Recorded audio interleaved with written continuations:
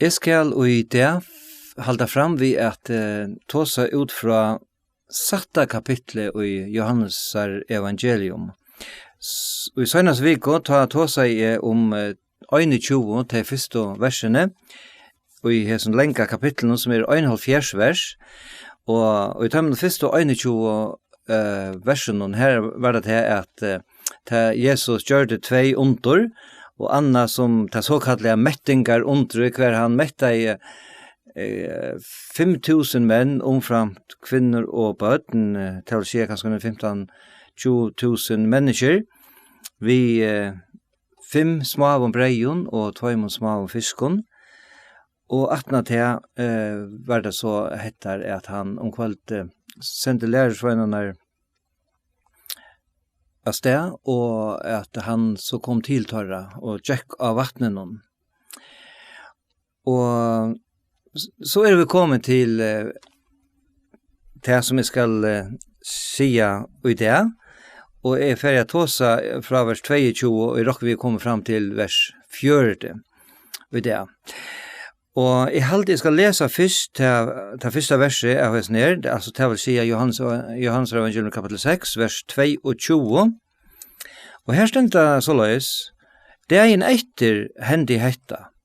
Følge og i stå hine med i vattnet, hei se at her var ikkje mer enn ein båter, og at Jesus var ikkje færen og i tannbåten, sammen med lærersvein søgnen, men at lærersveinar hansara fører er sted ansamadler.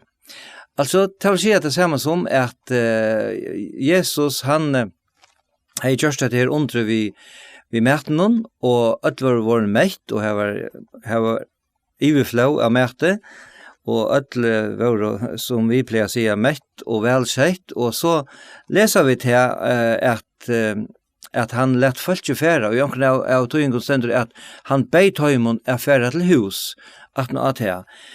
Hva så hent, kunne vi ikke vite helt, det stender ikke, men i øtlen føren stender her, og i hessen versen, det en etter.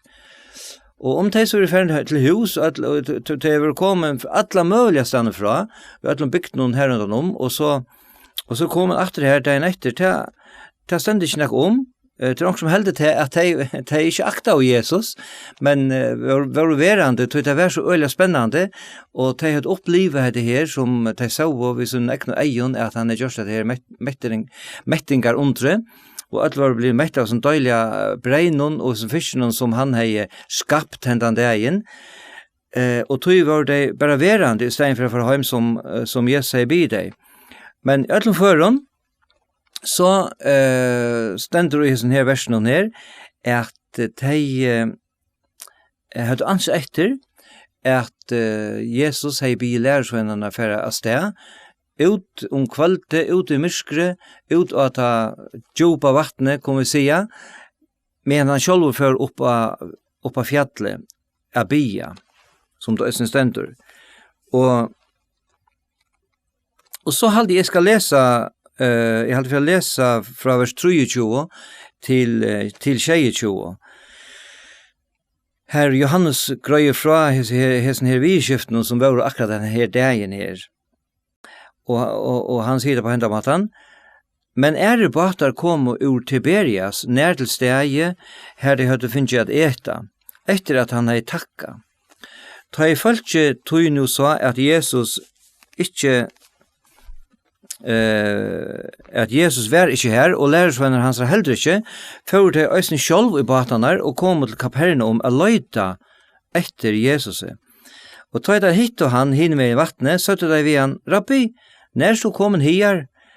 Jesus var i tøymon, sannelig sier tikkun, tid søkja med, ikke tog tid så tekjen, men tog tid auto av breien og var mett. Arbeid ikke fyrir mæten som forferst, men fyrir mæten og værer til evet liv, tann som menneskesåneren skal gjeva tikkun, tog han hever feiren god sjálfur innsikla.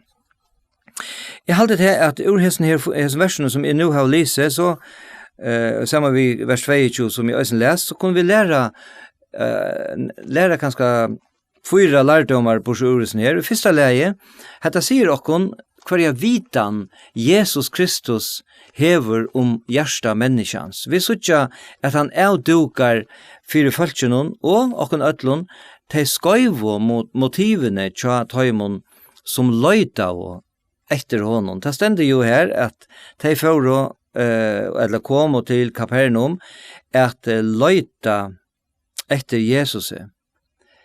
Og det skulle Jesus være, kunne vi si, veldig glad for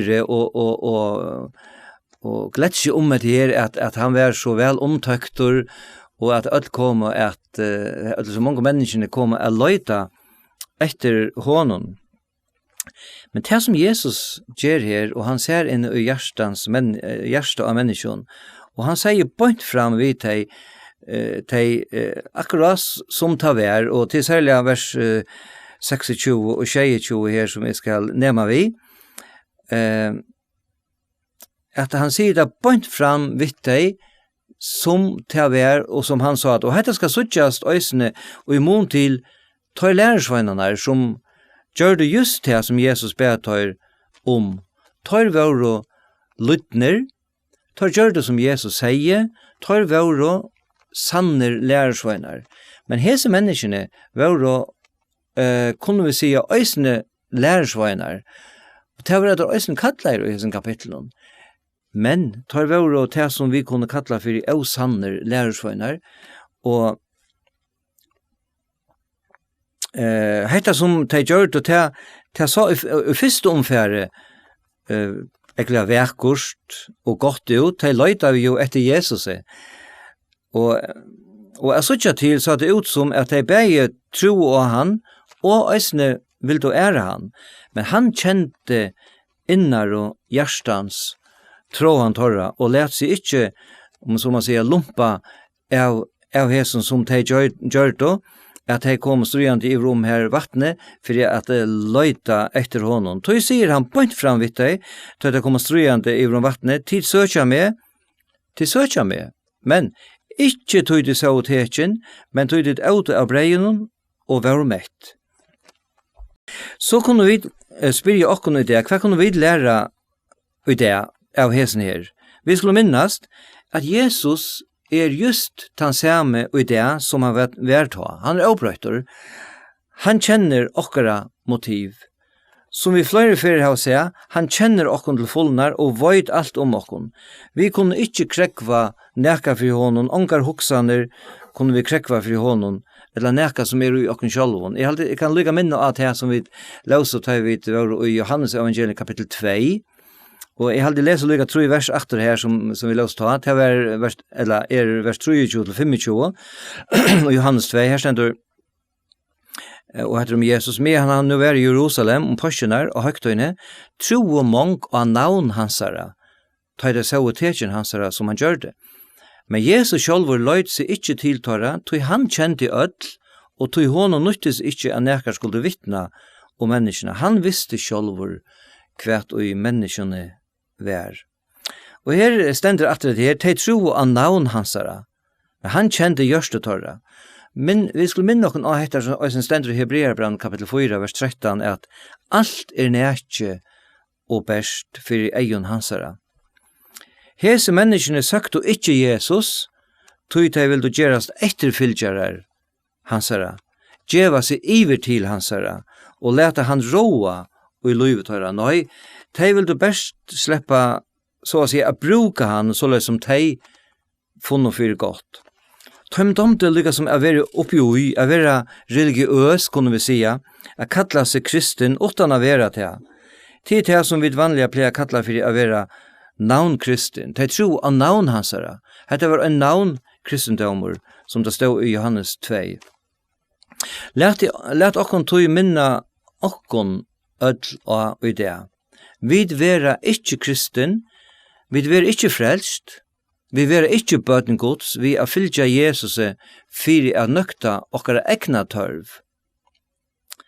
At vera atruna var lik, vi kunne teka nokkur helt vanlig sannlagar fra okkara egna løyve, vi vera ikkje frelst av å genga nekva møte, etla i kyrkjo, at lese Bibelene, at bia, at sinje andalige sanger, och att han hatt kunde vi säga att fylja Jesus och att löjta efter honom som det ständer här.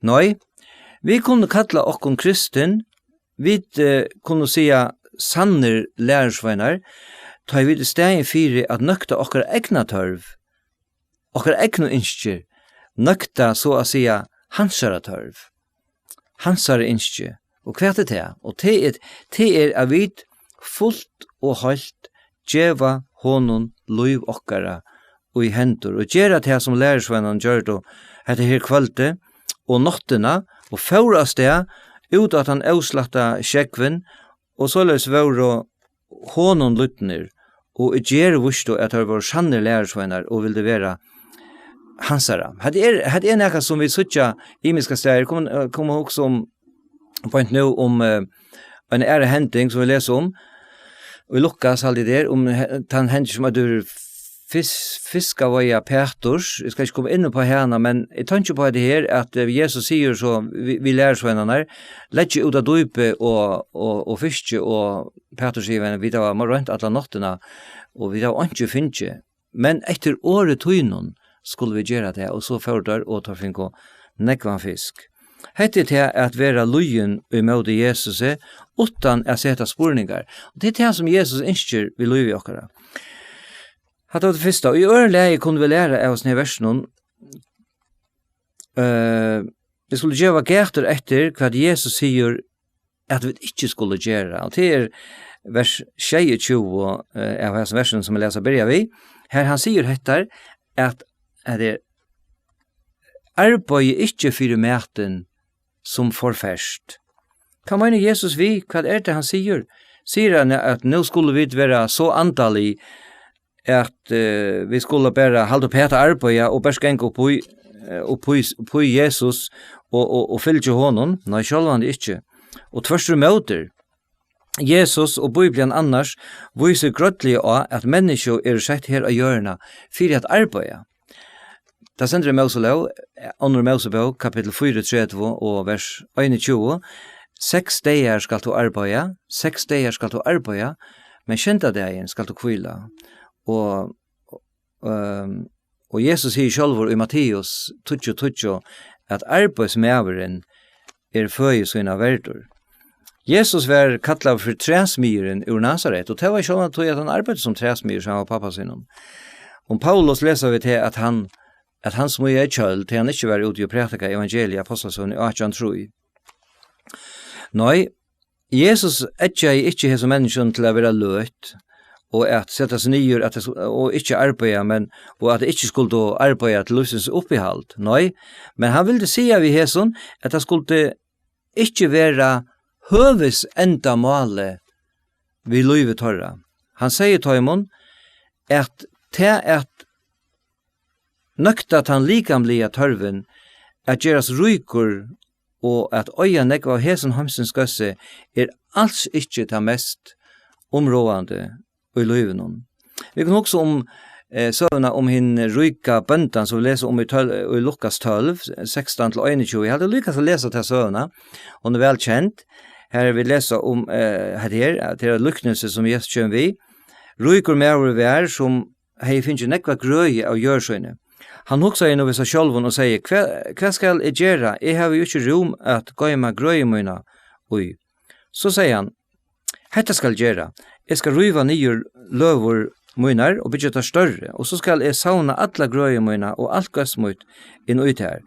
Ta skal jeg si av i salmena, Sal, to hev nekk godt lidjande nye fire til mongar, untern og fri, et drekk over glede.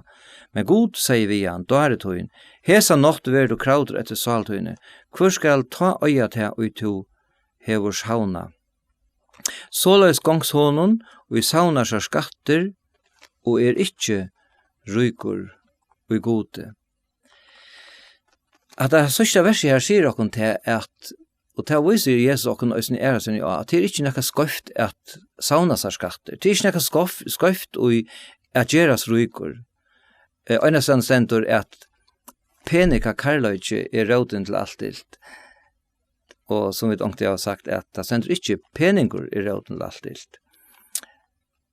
Men det som det snur seg og som Jesus sier i sin versen, sørste versen her i Lukas 12:1, det ikke å være ryker og i gode, og det at være frelstor, at kjenne han som sin personlige frelsere, og være til røyer, at være hjem til han til det han kommer. Jesus sier jo i Fjallapratiken, det kjente verset Matteus 6:33, «Nei, søk først rydgjegods og rettvis i hans herre, så skal alt dette være givet og omframt.» Og tog det han sier i 3. lei, og mæler menneskene til etter, at arbeid ikke for mætens forførst, men at arbeid for mæten og i værer til evigt liv. Tann som menneska soneren skal djeva tikkon, som det sender vi enden av vers 22. Og hvert det for mæter? Mæteren Jesus. Han brei lufsins, som han så for at åpenbæra fyrtøymon. Og innskje hans at vi først og fremst skulle løyta etter tøymætnon som nøktar sjal okkara. At seta han fremst og i løyvi okkara. Hvordan skulle vi så arbeida for han mæten og i verden til evet løy som det sender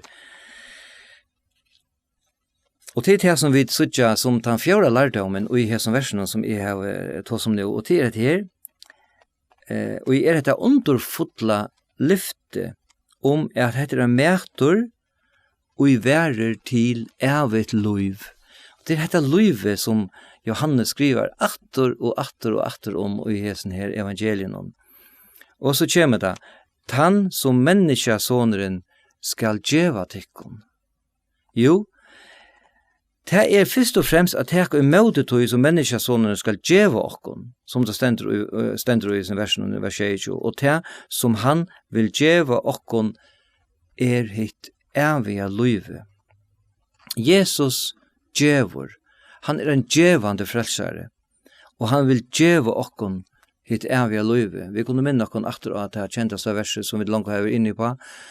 Før Johannes 3:16, tog så elska i god heimen at han gav sånn så inn hinn øynbarna. Fyri av hvert han som tror han ikke skal fortapas, men heva evigt løyv. Vi kunne ikke lette være vi å nevne dette verset atter og atter. Det er så størst å hukse om at Jesus kommer i han gav seg sjølvan. Så leser vi videre i hessen kapitlen, vers 28, og så kommer det denne bei samtala og tala som Jesus hever vi heser her, vi heser folket som var kommet her a løyta etter honom. Og vers 28 sier, ta søtt og tar vi han, og det altså folket som er kommet a løyta etter honom, ja, som sier, hva skulle vi gjøre for at vi kunne ut innan vers Guds? Hva skulle vi gjøre? Menneskene har alltid rønt at gjøre, eller gjørse verden til himmelen. Lindi okkara at okkar damer at heva hese kjenslene at vi tar okkar slag av æro av okkara egno frelso. Kunne vi hjelpa til vi frelso okkara, så har vi omsvekna okkurst rosa okkone av. Men leta standa fast. Vi kunne ikke frelsa okkon sjálv. Lika lite som vi kunne hala okkon sjálv opp etter haren, om vi tar noe har vel merke. Sagt det vi om monen av religion og kristendommer, at religion at vidrøyna at noe opp til god. Kristendommer at god nær nyer til okkara. Tøy sværa Jesus tøymon i vers 29, at her Jesus sværa tøymon, hettar vers gods, at hit trykva at han og i han hever sent. Versk gods vær at han sendte Jesus sånn så nyer hier, og det øyneste verske som vi skulle gjøre, det at trykva av han som god sendte. Det som stender i vers 29. Det det øyneste verske som god skøyder fra okkara søyo. Jeg vil letja okkon i herrans hendur. Jeg vil trykva av han og gjeva okkon i vil hansara. Vers 32. Tar så vi hva tekjen gjerst å ta, så vi kunne suttja til og trykva til. Hva arbeid gjerst to? De har framvis ikke fæta hentan her troar båskapen som Jesus røyner at grøya dem fra. de vilja fyrst suttja og sujane trykva, men båskaperen bort tann øvete. Vi må trykva båskapen, og så skulle vi få suttja. Og det også det som vi også er inne på, at middel anna og i første kapitlet, vi Nathanael, da Filip sier, kom og suttj. Og så kommer hentan trykven at vi kunne trykva av Jesus. Og så det tar spyrir han hentan her spørningen, hva arbeid gjørst du? Det tykkes nesten som at tar her hotla vera sin spøyrekande, tar det å si at her. Tar hadde just det en fire, se at det her ometalige undre. Og nu kommer det å si at her, at kvarteringen gjørst du, så vi kunne suttja og så trykva. Han det en fire gjørst det største undre som kanskje gjørst her nere av hjørne, vi ødlensen her mætene som har mekta i seg her, mange og tusen menneskene vi. Og så det til at de sier vi Jesus, og i vers 31, Fedrar okkar av de mannene i øyemørsene, som skriver han gav tøymon brei av himmelen at eta.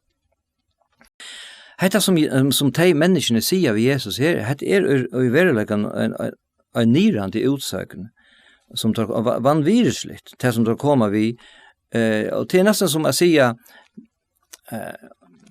allei, Jesus, tu gavst okkon øyna måltu i jar, tu har møtte okkon øyna fyr, men Moses, han var en annar mever, han gav okkon brei av himle og i 40 år. Til det sier her, fedrar okkar av de mannen i øymørsen som skriver, altså til Moses, han gav dem brei av himle av eta. Ta det Jesus sværa tøymon i vers 32. Ta sværa Jesus tøymon, sannlega sier tikkun, Moses hever ikke givet tikkun brei av himle, men feir moin giver tikkun his sanna brei av himle. Her så kjøpt etter hese bei årene, sannlega sier tikkun, og vi kunne lære, og vi minns alei, 2 lærdomar bursur som versen, andre hettar, at tar sida, at han gav tøymen brei av himle, og Jesus sier, Moses hever ikke givet tikkun brei. Moses gav tøymen ikke brei av himle. Tar gav Moses, som de så ølene gå opp til ærene av at manna kom ned av himle. Hva vil det sige? Jo, det sier, som skriva stendur. Det vil si at de endur gå og skriften skøyft. Tøy og vi færa til steg i Ære Mosebok, kapittel 16, hva det stendur etter her, andre Mosebok 16:4, la meg lykke lese til. Ta seg, og til etter her, ta i manna skulle komme, ta sier Herren vi Moses, jeg skal lata brei av himmelen rekna ned til tikkara, og folket skal kvønde føre ut og senka så mykje som tar om daglige tørvar, så skal røyna deg om de vilja fylkja lovmunni, eller ikkje. La meg lykke lese vers 14 og 15 øysene, og i 2 kapitlen, er med oss på 16, og ta i avsett vær, la iver øyemørsene nekka funt, lykka som kotten, nekka funt som lyktest rymme av hjørne. Ta i Israels menn så til han spurte tar hver annan, hva hattar? Tar visst du ikke hva det var, men Moses sjolvor, sier vittar, hatte breie, og i Herren hever givet tikkun til føye.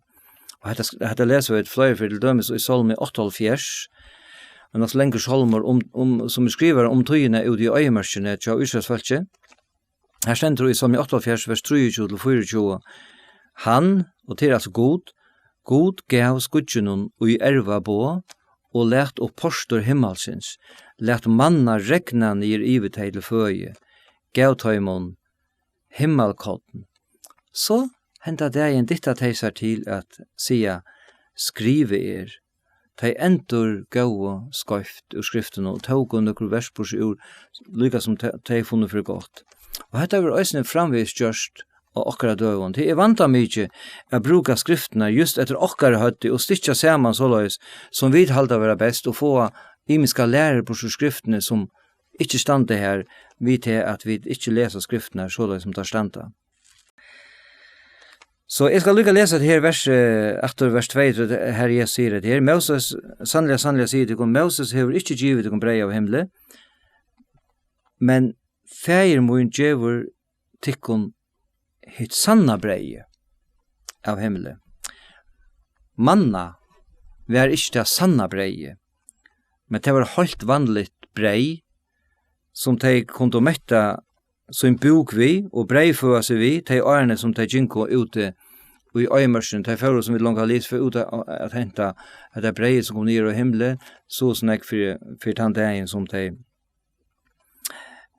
levde og så det Jesus sier at det hitt sanna breie. Hva det? Jo, det Jesus sjálvur. Han hitt sanna breie. Og det så vekkert, vi tar og lyser om i første kapitlet om hitt sanna ljøse. Vi leser her om hitt sanna breie. I 15. kapitlet leser vi om hitt sanna vintreie. Og la meg lykke nevne et vers som stender i kapittel 16, og vers 3 til han den bønnen som Jesus ber for skjønnen.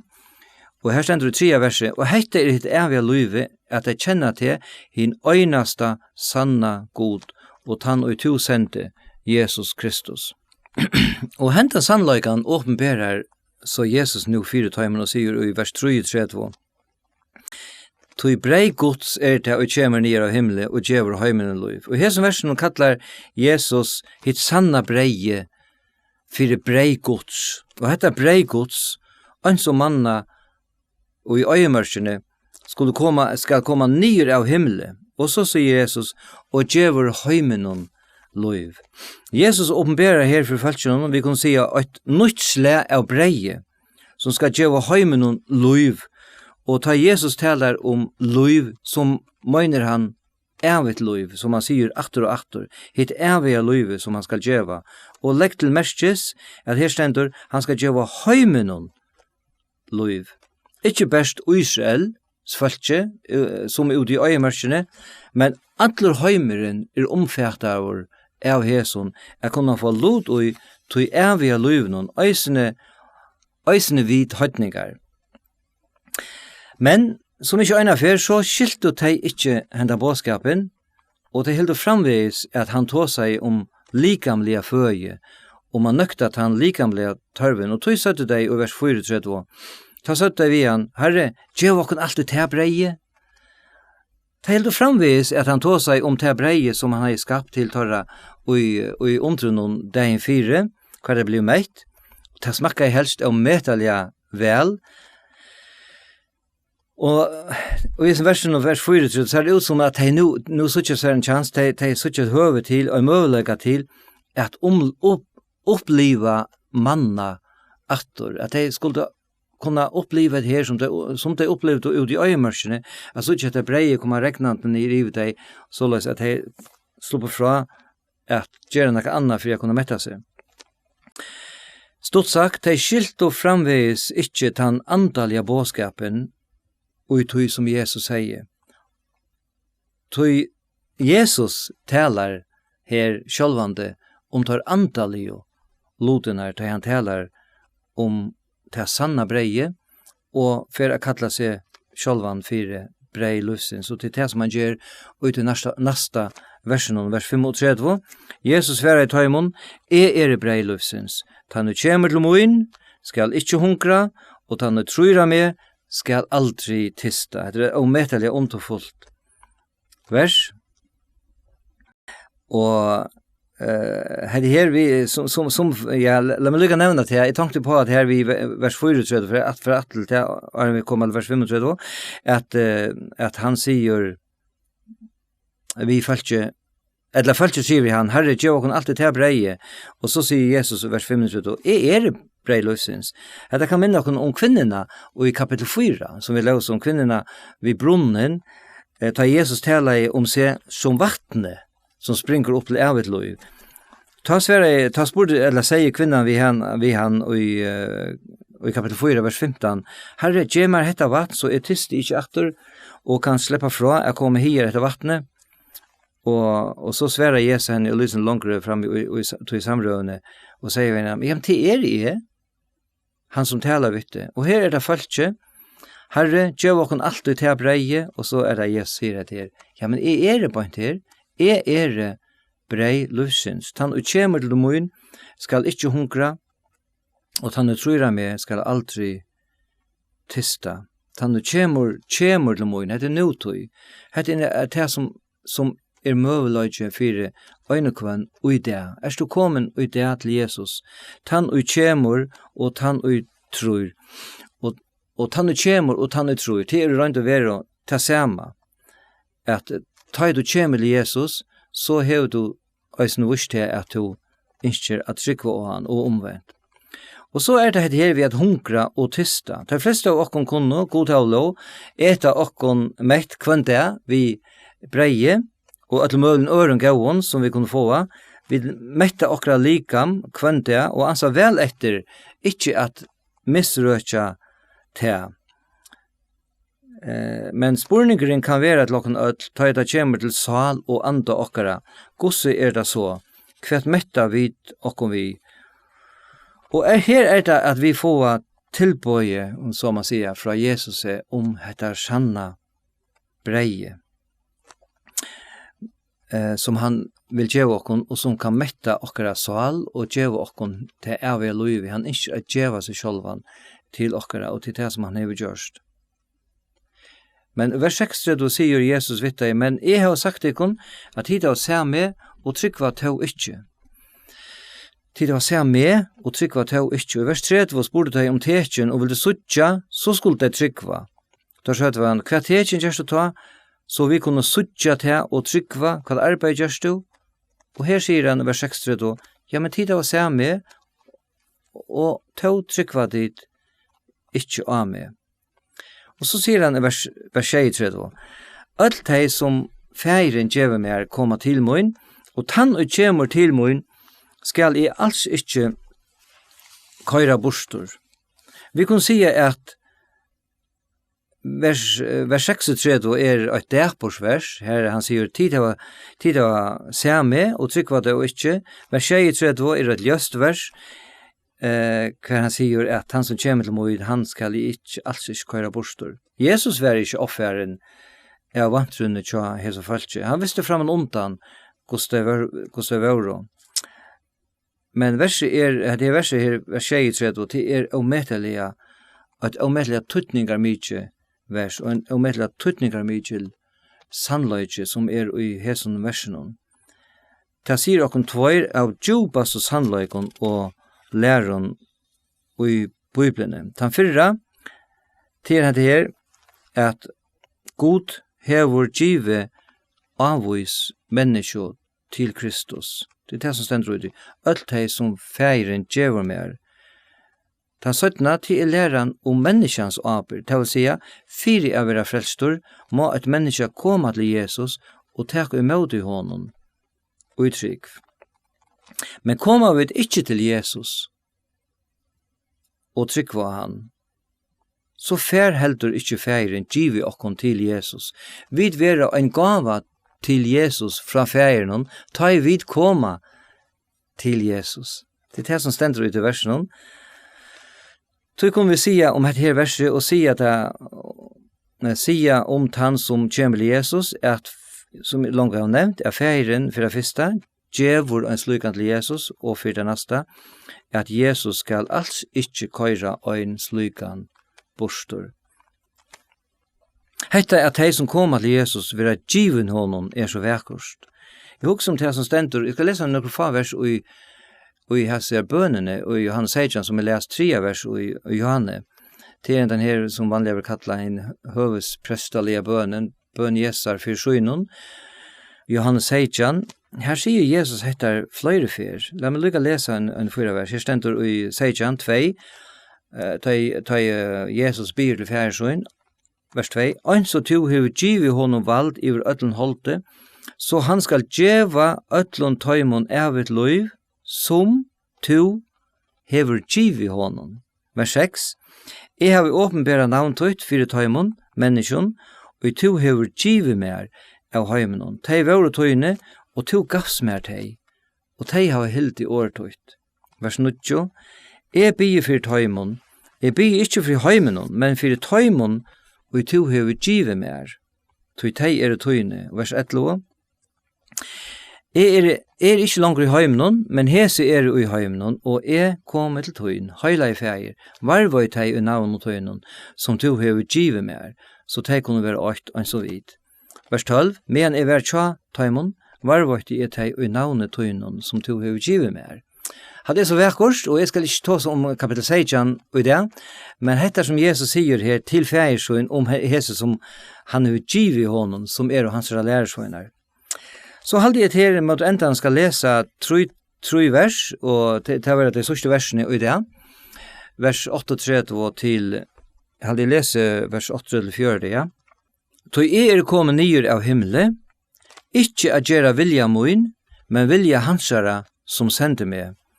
Og heita vilja hansara som sendte meg, at jeg skal ikke missa av øtlån og han hever givet mer, men røysa til opp sørsta det.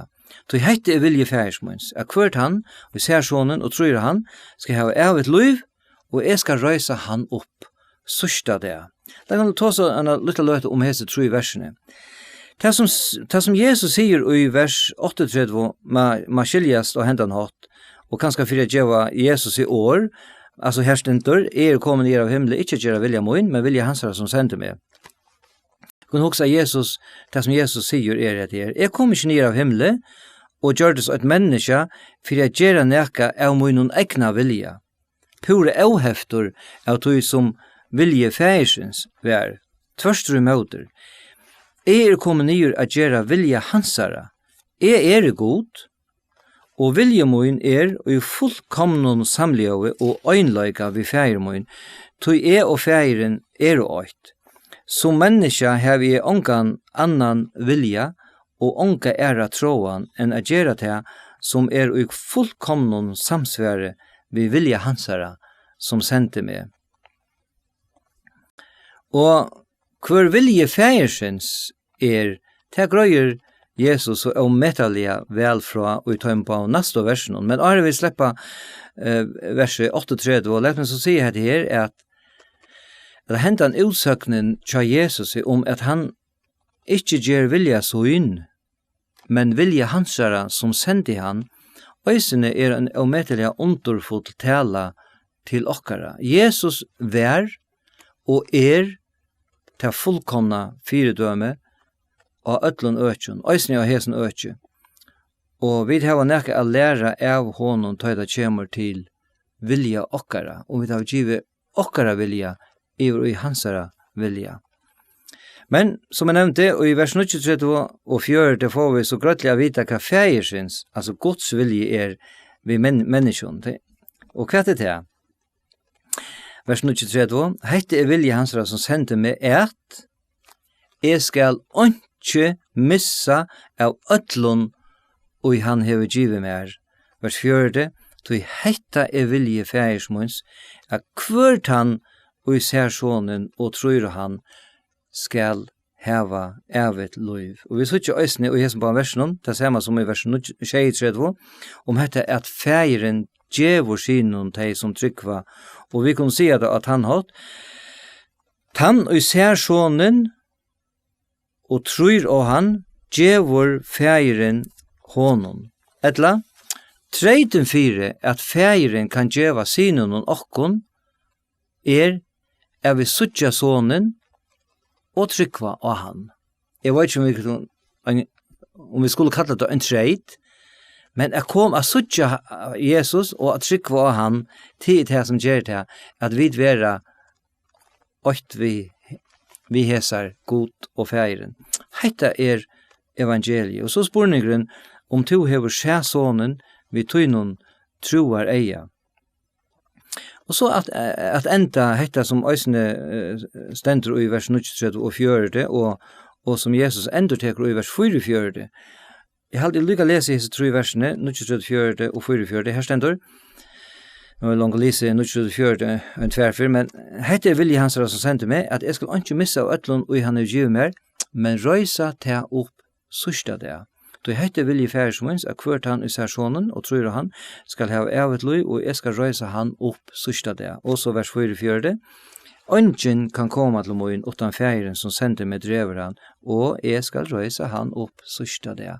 Trutja fer uttrekk, nevner Jesus hettar å røyse teg opp sørsta det. Lett meg enda vi Jesus. Hettar et underfullt lyfte til torra, som i øynfalde hjertasøns, for jeg nøyta trutja malberingar ur hesen kapitlen, koma til Jesus, sutja Jesus, trykva av Jesus.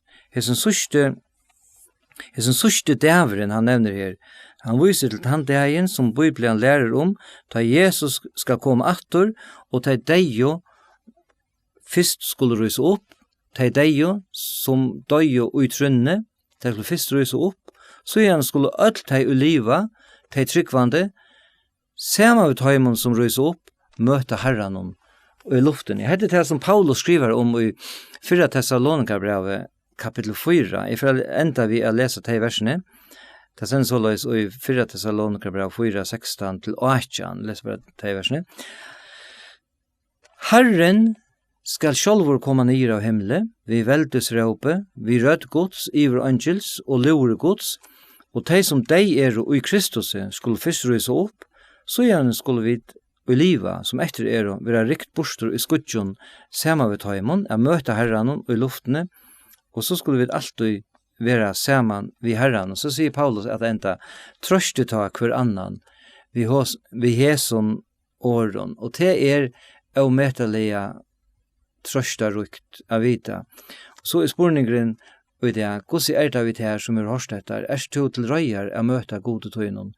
Har du tidlig med Jesus, og du kommet til hans herre? Har du se han vid din troer eia, og har du tro av han?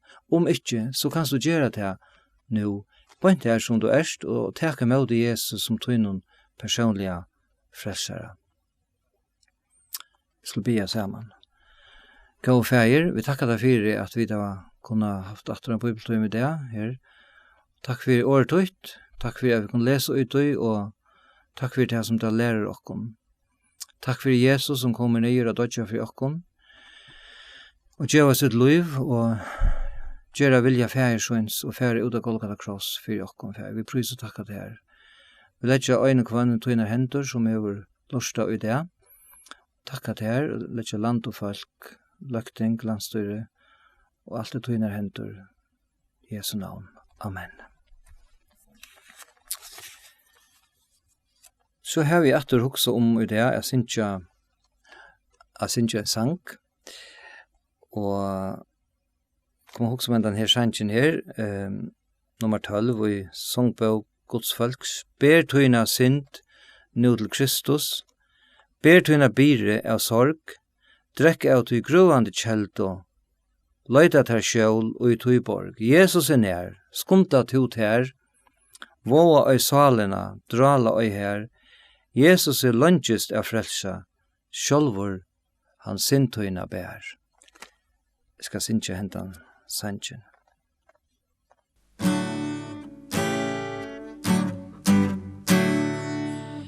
Ber tøyna sint nu til Kristus, ber tøyna bire av sorg, drekk av tøy grøande kjeldo, løyta ter sjål ut tøy borg. Jesus nær, skumda tot her, våa øy salina drala øy her.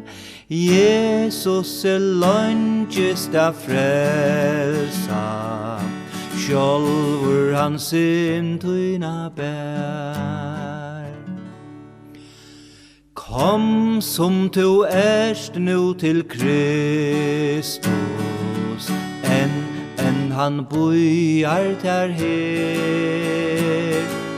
Kvært du synd som skarlat, snøkvita han hana gjer. Jesus nær, skunda tot her, Voa oi salen at rala oi her Jesus longest a frelsa Sjálvur han sin tuina bær Hetta frelsarans lyfte Toimon som tryggva av meg Einfalt av mine luita Luiv av et luiv djevi Jesus nær skunda tu ter Voa oi salen at rala oi her Jesus longest a frelsa Sjálvur han sin tuina bær Kom nu til han over frelstor Tak vi tui frie han ber Iver ta sal som vil komma Gleje ui himlen Jesus nær skunda tu ter Voa oi salen at rala oi her Jesus longest a frelsa Sjálvur han sin tuina bær